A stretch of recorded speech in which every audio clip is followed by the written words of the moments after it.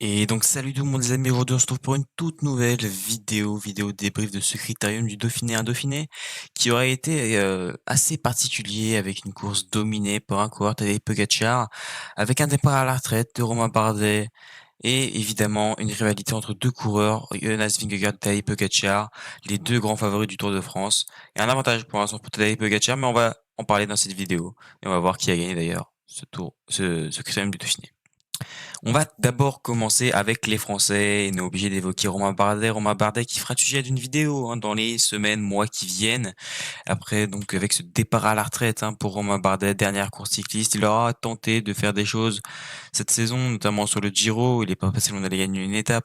Il a aussi tenté sur ce Critérium du Dauphiné, mais ça n'aura pas payé. Romain Bardet qui finit donc sa carrière. Voilà, une carrière quand même assez exceptionnelle, hein. Deux fois sur le podium du Tour de France, une deuxième place et une troisième place. Écoutez, ça reste un des plus grands coureurs de ce siècle actuellement, avec Julien Lafilippe, avec Thibaut Pinot. Il fait un petit peu partie des trois grands champions français de cette décennie, on va dire, plutôt que de ce siècle, mais enfin plutôt partie d'une décennie, même si il est vrai que sur le siècle, c'est pas déconnant. On va parler par contre d'un autre Français qui lui participait à son premier Critérium Dauphiné à peine 18 ans, bientôt 19, Paul Sexas. Lui est le futur de cyclisme français. Rappelez-vous, je vous en avais déjà parlé un petit peu. Je vous avais dit que pour moi c'était le futur grand coureur français et je ne pense ne pas me tromper. Encore une fois, il confirme ce que je pense puisqu'il vient faire huitième du classement général et encore avec une chute sur une étape de montagne malheureusement. Il tombe dans la montée avec, la cocotte cassée. Il finit avec la cocotte cassée, quand même, sur la dernière étape, de montagne, sur la dernière étape de ce Critérium de Dauphiné. Il finit avec une cocotte, cassée et il parvient à concéder, pas trop de temps non plus, bien aidé aussi par Bruno Armirail, certes. Mais voilà, un Paul Sexas que j'ai trouvé très impressionnant. Voilà, encore une fois, un coureur, qui, donne bon espoir pour la suite. Alors évidemment, il faut pas qu'il sorte de son chemin, de conduite. Il faut qu'il continue à avoir confiance en lui, à avoir confiance en son équipe, ses coéquipiers et à suivre cette rigueur qu'il a actuellement pour pouvoir percer au plus haut niveau. Et puis il faudrait peut-être aussi qu'un jour il change d'équipe malheureusement, c'est un petit peu le destin des équipes françaises, un destin qui est un petit peu triste, mais voilà, elles n'arrivent jamais à conserver leurs gros coureurs, ou alors si elles les conservent, c'est des coureurs qui ne performeront jamais réellement. Le seul qui a réussi un petit peu à performer dans une équipe française, enfin les deux seuls à avoir réussi à performer, c'est Romain Bardet et puis Thibaut Pinot, mais bon voilà, avec des Tadej Pogacar, des Jonas Vingegaard, des Remco Evenepoel, il va falloir avoir une sacrée équipe autour de ça pour pouvoir espérer quelque chose. Je pense que Paul Sexas, je le dis sans déconner, est capable d'un jour gagner le Tour de France. Alors évidemment, je ne veux pas lui mettre de pression, bien évidemment, personne ne veut lui mettre de la pression. Il a aussi annoncé qu'il était assez content tout de même de pas faire un des trois grands tours cette année, et je suis assez content aussi d'ailleurs, parce qu'il faut pas qu'il se crame, que ce soit physiquement, que ce soit mentalement. Il faut qu'il garde de l'énergie au maximum. C'est le plus important et qu'il continue à s'entraîner pour pouvoir arriver avec un plutôt bon niveau dans les 2, 3 années qui vont venir, pour espérer faire des gros résultats sur des grands tours. Pourquoi pas aller chercher un podium, ce genre de truc, ça peut être intéressant. Et on passe donc quand même aux trois gros favoris de ce Critérium Dauphiné. Au départ, on se dit bon bah voilà, il va y avoir un match entre Pogacar, Vingegaard et Remco Evenepoel. C'était un petit peu les trois grands favoris, les trois premiers du Tour de France déjà de l'année dernière, il faut le dire. Mais ouais, de ces trois coureurs a été assez décevant. Alors, c'est pas non plus étonnant, mais vous savez de qui je parle évidemment, c'est Remco Evenepoel. Remco Evenepoel qui est parti en stage d'altitude, qui a perdu 1,5 kg et qui devait revenir avec un plutôt bon niveau, mais visiblement c'est pas trop ça pour Remco Evenepoel. Il fait une saison quand même assez compliquée. Alors évidemment, il n'a pas été avantagé par son début de saison avec cette grave chute qu'il a eue et qui lui a coûté cher puisqu'il a commencé sa saison très très tard. Là maintenant, bon, il a quand même pu se préparer assez correctement pour ce Tour de France. Après, il y a un truc à prendre en compte aussi, c'est qu'il vient de perdre 1,5 kg, comme je l'ai dit, et il y a le temps de s'adapter aussi sur le vélo. Il faut être honnête, les 1,5 kg qu'il a perdu. Il faut qu'il s'adapte à ça. Retour à la compétition est pas forcément facile et bon, j'ai quand même confiance pour la suite pour lui, même si ça a été compliqué pour lui le classement général. Il fait quatrième du général alors il doit clairement faire partie des trois premiers et sans discussion possible. Là, on a vu un Remco Evenepoel clairement pas à 100%, clairement pas 90%. Et allez, un Remco Evenepoel à 80% peut-être, mais un Remco pas du tout au niveau pour remporter le Tour de France. Mais on verra bien évidemment. Il reste encore 2 semaines de prépa jusqu'au Tour de France. Donc il y a encore le temps de faire beaucoup de choses du côté du français. Et évidemment, comme je le disais, il y a eu un duel entre ces deux coureurs. Il y aura un duel entre ces deux coureurs sur le Tour de France. C'est Tadej Pogacar et Jonas Vingegaard. On sait que les deux ont dit dès la première étape, voilà, on vient pas pour gagner le Critérium du Dauphiné. C'est pas la priorité. La priorité, c'est de venir en préparation pour le Tour de France derrière. Et bah, ça s'est un petit peu vu tout de même, hein, pour les deux, hein, d'ailleurs. Ça s'est vu pour les deux. Ils sont venus en claire préparation. Ils sont pas venus pour s'attaquer tout le temps sans arrêt, à se mettre des pralines tout le temps, à essayer de tout simplement tirer le meilleur d'eux-mêmes. Non, non, ils sont venus avec un plan d'entraînement clair, net, précis, et à aussi se tester pour voir s'ils sont en forme ou pas, ou peut-être même trop en forme ou pas assez en forme. Et ça s'est un petit peu vu, hein, on va en parler un petit peu. On va d'abord te parler de Tadej Pogacar qui donc a remporté ce critérium du Dauphiné. Un Tadej Pogacar qui aura été dominateur, hein, notamment sur la sur la sixième et septième étape, pardon. Alors oui, il y a eu un chrono, on s'est posé 3 questions, on s'est dit oula, Tadej Pogacar n'est pas à 100%, Tadej Pogacar n'est pas bien.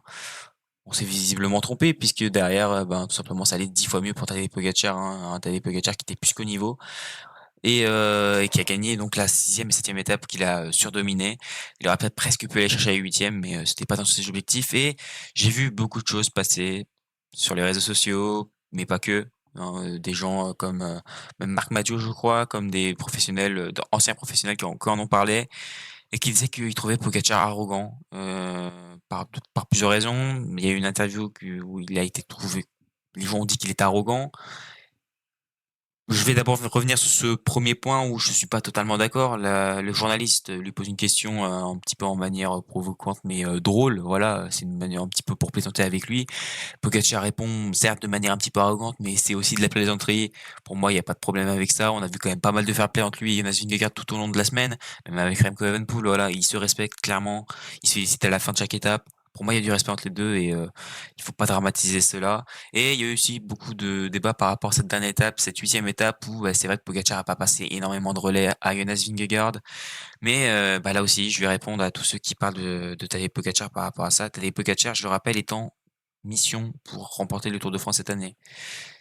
Lui, je pense qu'il est vraiment à 95% de sa forme. Il lui reste encore peut-être 5%, mais je le rappelle, il reste encore 2 semaines jusqu'au Tour de France. Alors à la fin du critérium, il restait 3 semaines jusqu'au Tour de France. Donc il faut pas qu'il soit en forme trop tôt. Et je tiens aussi à rappeler que le Tour de France, la première semaine de ce Tour de France, il n'y a aucune étape de montagne. Il n'y a pas une seule étape de montagne, ce sera que des étapes punchy. Et on sait que de toute manière, même si Pogacar n'est pas à 100% sur les étapes de punch, il battra dans tous les cas même un Jonas Vingegaard à 100% parce que de manière sur le punch, Pogacar est juste meilleur. Là où je comprends pas les gens, c'est Pogacar dit dès la première étape, je viens en préparation pour le Tour de France. Alors les gens vont dire ouais, ben raconte n'importe quoi, il a atomisé tout le monde sur les 2 étapes de montagne, il a même gagné la première étape, etc. Et il dit ça, résultat il remporte quand même le Critérium du Dauphiné. Oui, tout simplement parce que c'est le meilleur coureur à ce moment-là de la saison. C'est le meilleur coureur du monde. Point. Je suis d'accord avec vous. C'est vrai que quand on peut réfléchir de cette manière et se dire ah, c'est pas logique. Mais maintenant je vais vous faire penser d'une autre manière, les gars. Tadej Pogacar, lui, il est venu, il l'a dit, je viens en préparation pour le Tour de France. Et moi je le crois. Quand tu regardes ce qu'il fait, sur la sixième et septième étape, il part à l'attaque, il voit aussi, il essaye de voir aussi qui en est où. Hein. Il a vu que Jonas Vingegaard n'était peut-être pas à 100% du tout, que Remco était pas du tout bien. Il a fait des tests aussi par rapport à lui-même. Hein. Il a des objectifs à tenir en termes de watts, en termes de temps. Jonas Vingegaard, d'ailleurs, lui aussi en a parlé. Hein. Il a dit qu'il était plutôt content de ses chronos et de ses watts. Mais Tadej Pogacar, sur la dernière étape, bah oui, ça a fait débat. Il n'a pas passé de relais à Jonas Vingegaard. Enfin, presque pas, quasi pas de relais. Pour revenir sur Lenny Martinez. Il a malheureusement pas fait le sprint à la fin, pour certains. Et moi, je vais vous expliquer. Pogacar est en forme. Le truc qui peut craindre, t'as des Pogacar, c'est qu'il soit en forme tout simplement trop tôt. Et si t'es en forme trop tôt, surtout au vu du Tour de France de cette année, ça peut te coûter cher. Parce que si en troisième semaine, il arrive complètement cuit, il pourra rien faire face à Jonas Vingegaard en montagne. Et donc, il a très bien compris, il court de manière très intelligente. Sur la dernière étape, il ne passe pas à l'attaque. Il a juste creusé sur la sixième et septième étape suffisamment pour se dire, voilà, peu importe, maintenant que j'ai cette avance qui est assez confortable, j'ai pas besoin de repasser à l'attaque le lendemain. Il a vu qu'il avait plus d'une minute d'avance sur la dernière étape. Il s'est dit, maintenant je me cale juste dans la roue de Jonas Vingegaard, je sais que je suis bien. Pourquoi vouloir à tout prix mettre des pralines? Pourquoi vouloir aller disputer des sprints, mettre des watts en plus que tu risques de perdre de l'énergie bêtement? Voilà, pour moi, tout s'explique et c'est pas une question d'arrogance, c'est une question d'intelligence et c'est aussi une manière aussi de rentrer dans la tête de Jonas Vingegaard. Même si on parlait d'arrogance, ça reste du sport de haut niveau en fait. Donc le but principal de Tadej Pogacar à ce moment-là de la saison, c'est de rentrer dans la tête de Jonas Vingegaard et lui montrer, bah voilà, j'ai même pas besoin d'aller faire le sprint avec toi, j'ai déjà gagné, pourquoi aller faire un sprint? Voilà, ça peut aussi s'expliquer par ça. Et moi, honnêtement, je le comprends. Tadej Pogacar a quand même beaucoup souffert en 2022-2023 face à Vingegaard sur le Tour de France. Et là, il a besoin de se mettre en confiance. Il a besoin aussi de détruire mentalement Jonas Vingegaard, même si c'est son ami en dehors de la compétition. Bah oui, c'est logique. Il y a du respect entre deux champions. Ils sont quand même amis, on l'a vu, hein, ils sont clairement amis. Mais malheureusement, bah voilà, c'est la compétition. Tu peux pas être gentil avec tout le monde. L'année dernière, sur le Tour de France, on dit, ah bah oui, ah, il aurait quand même pu laisser Vingegaard gagner. Il aurait quand même pu ne pas faire la misère à Vingegaard jusqu'à la fin. Maintenant, bah là, on dit, bah ouais, bah il fait pas sprint avec Vingegaard, il attaque pas. Bah écoutez, un moment on dit noir, un moment on dit blanc. Bah, il choisit quoi, Tadej Pogacar? Lui, il court en fonction de ses objectifs et de ce qu'il doit faire. Point barre. Voilà, la petite parenthèse sur Pogacar a été terminée. On va quand même maintenant passer à Jonas Vingegaard. Et il y en a beaucoup qui disent déjà que le Tour de France est déjà joué, que Pogacar va remporter le Tour de France. Et je ne suis, encore une fois, pas d'accord avec vous. Parce que on est à 3 semaines, enfin 2 semaines du Tour au moment où je tourne la vidéo. Et même 3 semaines des grosses étapes de montagne. Jonas Vingegaard a encore le temps de monter en niveau, de prendre en puissance. Et je pense même que Jonas Vingegaard est bien. Si vous voulez, je vais vous expliquer un petit truc. Jonas Vingegaard n'a pas couru depuis Paris-Nice. Vous faites le calcul Paris-Nice. Dauphiné, il y a 2 mois d'écart entre les deux courses. 2 mois. Si vous voulez, c'est normal qu'il soit pas à 100% non plus. Il est sur sa course de reprise. Tadej Pogacar, lui, il a fini sa première partie de saison sur Liège-Bastogne-Liège. C'est normal qu'il soit plus en forme aussi. Jonas Vingegaard, lui, il monte crescendo. C'est un coureur qui vise le Tour de France et rien d'autre. Pogacar, lui, il a différents objectifs dans sa saison. Là, Vingegaard, il vient dans l'objectif de gagner le Tour de France. Il vient pas dans l'objectif de gagner le Dauphiné, mais uniquement le Tour de France, comme Pogacar, certes. Mais Jonas Vingegaard, il monte crescendo, petit à petit. Et il est pas encore en forme. Et aussi, c'est sa course de reprise. Quand tu es sur une course de reprise telle que le critérium de Dauphiné face à un mec comme Pogacar, bah, c'est normal que tu ne sois pas à 100% de ta forme. Et je pense que Jonas Vingegaard est en bonne forme personnellement, et je pense qu'il sera très fort pour le Tour de France. Alors est-ce qu'il gagnera, est-ce qu'il gagnera pas? Ça on le verra, bien évidemment. Mais moi je dis, il y aura pas 5-6 minutes, 5-6 minutes possible, parce que sur une craquante, on sait jamais ce qui peut se passer. Mais il y aura pas 10 minutes d'écart entre les deux. Voilà, il faut pas commencer à tomber là-dedans, à dire ouais, il y aura 10 minutes, Vingegaard va se faire atomiser. Non, non, clairement pas. Il a pu montrer aussi des points forts en chrono, hein, clairement. Il est vraiment très fort en chrono. Maintenant, faut qu'il peaufine sa montagne d'ici le Tour de France. Et pour moi, il serait à plus qu'un bon niveau. Il l'a dit lui-même d'ailleurs. Parmi les objectifs qui s'étaient fixés sur, je crois, que c'est sur la 7e étape, il est dans les bons temps. Juste Pogacar était plus fort. Et là, il est en train de progresser petit à petit jusqu'à arriver au Tour de France. Et moi, je n'ai rien vu d'inquiétant. L'écart à la fin est pas astronomique. Alors oui, certains vont dire Pogacar c'est un peu relevé, c'est vrai, sur les dernières étapes où il a fini beaucoup plus tranquille. Justement parce que je pense qu'il est en forme un petit peu trop tôt, Tadej Pogacar. C'est mon avis. Peut-être que je me plante. On verra bien sur le Tour de France. Mais voilà, Jonas Vingegaard, les gars, pour moi, il est pile au bon moment, pile au bon endroit, pile au bon moment de sa forme. Et il est en train de monter crescendo. Moi, je fais confiance à la Visma d'ailleurs par rapport à ça. Parce que moi, j'ai envie de quand même, voilà, je suis plus pour Pogacar que pour Vingegaard parce que je préfère Pogacar, c'est plus le punch, l'attaque, etc. Mais moi, j'espère que Vingegaard, évidemment, sera au niveau. Il viendra faire la bataille avec Pogacar. Mais pour le suspense, moi, je suis pas plus inquiet que ça. Je me dis, Vingegaard, il y va crescendo, il monte en puissance. Il faut rappeler aussi que sur Paris-Nice, il a quitté la course quand même sur blessure, hein, il faut le rappeler. Traumatisme crânien, commotion cérébrale, donc c'est quand même pas rien. Quand tu fais une commotion cérébrale, c'est pas rien. Donc il faut avoir le temps de se remettre, etc., de revenir à la compétition aussi, parce qu'il a pas fait beaucoup de compétitions, se remettre dans allez, mentalité compétition, allez, on y va, putain, on lâche rien, etc. Mentalité compète. Et pour moi, il faut lui laisser du temps, hein, Jonas Vingegaard, et je pense que la Visma, c'est ce qu'elle fait. Et voilà le classement final de le podium final de ce Critérium de Dauphiné, donc avec la victoire de Tadej Pogacar devant Jonas Vingegaard et un petit invité surprise, Florian Lipowitz, hein, voilà. Bon, on savait que l'Allemand était fort, mais voilà. Lipowitz troisième, qui bat Remco Evenepoel. Alors Lipowitz qui aurait été quand même assez impressionnant hein, sur ses routes du Critérium de Dauphiné. Maintenant voilà, ce Tour de France, j'ai pas non plus énormément d'espérance en lui, je vais pas vous le cacher. Hein. Lipowitz c'est bien, on a vu sur une semaine, maintenant j'attends de voir sur 3 semaines. On va voir ce que ça va donner. C'est vrai qu'il a été beaucoup bridé aussi hein, par la présence d'un Primoz Roglic, mais il le sera encore d'ailleurs sur le Tour de France parce que je crois que Primoz le fait. Mais non, en tout cas, il aurait été impressionnant, Florian Ilpowitz. Et bah, espérons que ça continue pour le Tour de France, mais c'est pas le coureur en qui je passe le plus d'espoir, je vais pas vous mentir. Le classement général final, il est là, comme je le disais, Pogacar qui s'impose avec 59 secondes sur Vingegaard. Là, encore une fois, un écart pas abyssal. Alors oui, certes, il s'est relevé, mais il y aura quoi? Une 30, une 40 peut-être. C'est pas non plus dramatique. Je rappelle, on est sur une course de préparation, on n'est pas là pour uniquement gagner la course. Pogacar, on sait qu'il veut tout gagner, mais Vingegaard, lui aussi, a une manière assez intelligente de courir. Il vient en préparation du Tour de France parce que lui, il vise une seule course à l'année, là où Pogacar, lui, vise tout simplement de tout gagner. Elle est aussi là, les différences entre les deux coureurs. Troisième place de Lipovic, donc devant Remco Evenepoel, qui lui bah, est un petit peu inquiétant, un 4,21 de retard, c'est quand même assez gros comme écart, hein, malheureusement pour le Belge. Maintenant, voilà, comme je dis, il revient à la compétition. Il a jamais été énormément performant. On l'a vu hein, sur Liège, pas performant du tout. Donc non, voilà, Remco Evenepoel, c'est pas le coureur en qui j'ai le plus confiance. Je vais pas vous mentir pour la suite. Mais on verra. Moi, j'ai quand même confiance en lui pour ce qui est du Tour de France. Mais voilà, il est reconnu aussi qu'en montagne, bah, fallait qu'il progresse.